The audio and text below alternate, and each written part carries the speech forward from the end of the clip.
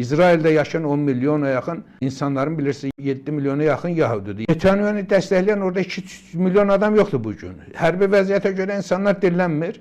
Netanyahu İsraili yazıq eləyib Zahir bəy. Netanyahu İsrailin anasını ağlatdı. Bu gün dünya dövlətləri, xalqları arasında nüfuzdan salıblarmı? Hər yerdə terrorçu. Netanyahu İsraili kimi tanınırmı? Dünənə qədər dünya İsraili, Yahudi xalqını əzilən, soyqırıma məruz olan xalq kimi tanıyırdı. Hər kəs onlara dəstək verirdi. Onların əzilməsini heç kəs istəmirdi. Bugün Netanyahu İsraili elə bir şərait yaradıb ki, dünya xalqları artıq Netanyahu İsrailin simasında İsrail xalqına qarşı bir aqressiya formalaşdırır. Təbii ki, biz onlara ayırt etməyi bacarırıq. Biz Netanyahu İsrailini İsrail xalqından ayırmağa bacarırıq. Amma bu faşist Netanyahu bölgədə elə bir vəziyyət yaradıb ki, bugün bölgə dövlətləri, hətta dünənə qədər əməkdaşlıq elədiyi bölgə dövlətləri belə ona qarşı çıxır.